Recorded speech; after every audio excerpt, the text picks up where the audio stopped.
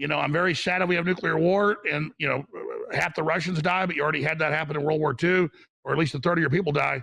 So if there is nuclear war, at least it'll kill the globalist so we can all die together. It's Ukraine loses first. Of course, everybody loses. How is it possible to reprogram the whole country and its people against Russia? How is Ukraine paying back now? I'll tell you more in the next episode. We've just started. What we're seeing in Ukraine is we're seeing a country that is, and everybody knows this now, there's no more hiding this. Russia, where we say we're at war with Russia. I think that could easily happen. I think we could Tonkin Gulf our way into it, where all of a sudden missiles land in Poland. The Russians did it. Our NATO allies been attacked. We're going to war. I could see that happening very easily. Tucker Carlson, Alex Jones, Michael Flynn, Jeffrey Sachs, Scott Ritter. These names are probably familiar to everyone, but what links all of those figures together? A TV host, a conspiracy theorist, a retired U.S. Army general, a Columbia University professor, and a former intelligence officer. The answer is, they all share very positive views of the current Russian regime and its policies. What's more, they are often referred to by Russian propagandists and sometimes even invited to speak on their broadcasts. Самый запрещенный журналист Соединенных Штатов Америки. Любая ложь, а мы говорим все-таки о пропаганде как о лжи. Any kind of lie, and we're discussing propaganda as a form of lying, always requires some other source or voice that would corroborate it and make it slightly more believable.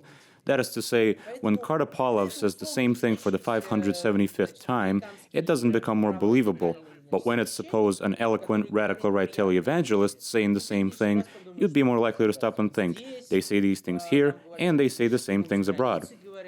Tucker Carlson is perhaps the most famous American TV host who has become a favorite of Russian propaganda. He does not personally attend Vladimir Solovyov's show, but the face of Russia One mentions his colleague from the United States constantly. Он самый популярный телеведущий, человек консервативных взглядов. Solovyov is not the only one who loves to reference Carlson. Various state-run media outlets write news stories based on his statements. Here is RIA Novosti, for example. Tucker Carlson shared the reason why the U.S. hates Russia. Rossiyskaya Gazeta, Tucker Carlson, in 2024, the U.S. may start a war with Russia. TASS, Tucker Carlson believes that the U.S. is seeking a regime change in Russia. In other words, he is cited often. Sometimes Solovyov even takes clips from Carlson's videos and puts his own logo on it. So it seems very obvious that the Biden administration blew up Nord Stream, either directly or through proxies. Потребитель такого рода контента, я это очень... The consumers of such content, let's put it this way, don't pay attention to the technical aspects of it. The creators translate some foreign expert's statement, and the viewers watch this program only to hear this expert say things that they already agree with and champion values that they already believe in. Tucker Carlson became a favorite of Russian state propaganda even before the 2022 outbreak of the war in Ukraine. But after the full-scale invasion, he became almost a guiding star. Back in March of last year, the Mother Jones publication reported that the Russian authorities had asked the state media to refer to this TV presenter more often. This advice is allegedly contained in the recommendations of the Federal Protective Service. It is essential to use as much as possible fragments of broadcasts of the popular Fox News host Tucker Carlson, who sharply criticizes the actions of the United States and NATO, their negative role in unleashing the conflict in Ukraine, and the defiantly provocative behavior from the leadership of the Western countries and NATO towards the Russian Federation and towards President Putin. Прав, Карлсон, не прав. Но я-то считаю, что прав. Tucker Carlson is not just a Russian propaganda favorite and Trumpist.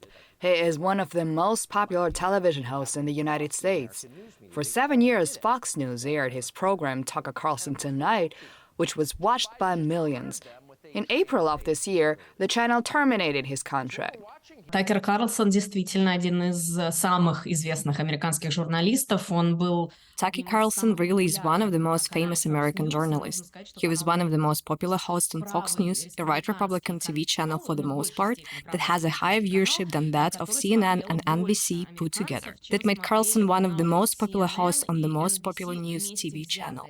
Tucker now shares his content on X, formerly known as Twitter. His news show is breaking record in views. His interview with Trump was watched 265 million times, with Argentine presidential candidate Javier Milei almost 416 million. Конечно, самое главное для российской Of course, the most essential thing for Russian propaganda was that Tucker Carlson was talking about Ukraine since day one.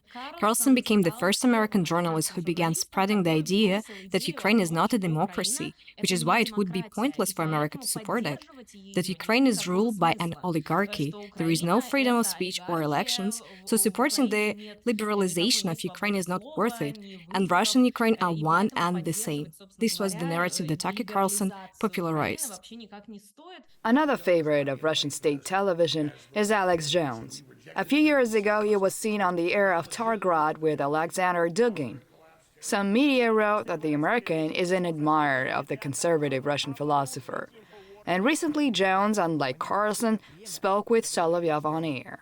But the point is that Ukraine was run by the Nazis, and they left groups behind, and they've been waiting for this the whole time. So when you say, and Putin says that it's Nazis, that's just true. They do the blood rituals, they have swastikas, they Heil Hitler. A national celebrity in radical conservative circles and influential advocate of all sorts of conspiracy theories. He is invited to debates by popular national TV stations like CNN. He's been the subject of various journalist stories. He even became the prototype for one of the characters in the Showtime series Homeland. The king of conspiracy, America's foremost conspiracy theorist. That's how journalists refer to him. Jones has his own website, InfoWars, which he started back in the 90s. He also hosted radio shows. But after September 11, many refused to work with him. Jones claimed that the terrorist attack was conducted by the American government. A new surge in Jones's popularity came during Trump's presidency. Joe Biden's a communist. Джо Байден – это агент коммунистического Китая, и мы не считаем его президентом. The U.S. government has a weapon that can control the weather. They are building concentration camps for Americans all over America. Lady Gaga is involved in a worldwide conspiracy. Obama has no right to U.S. citizenship. Vaccinations are harmful. These crazy conspiracy theories were promoted by Alex Jones. One of his claims literally cost him dearly. Алекс Джонс обязан выплатить около $1 миллиарда. Alex Jones has to pay around $1 billion to families of victims of the Sandy Hook Elementary School shooting. This means that, as opposed to Tucker Carlson, he needs money. Moreover, he got banned on YouTube and most other American social media platforms. He is not allowed to produce content there, so he needs a way to make ends meet. Ukraine should have been the very first to say, we need a diplomatic solution. And a year ago, just now, Zelensky said, we need a diplomatic solution. Jeffrey Sachs is an American economist and professor at Columbia University. Various media outlets, including the New York Times, The Economist, and Time, have called him a well-known and influential economist. He started out as a very renowned and recognized economist and was considered a specialist in his line of work.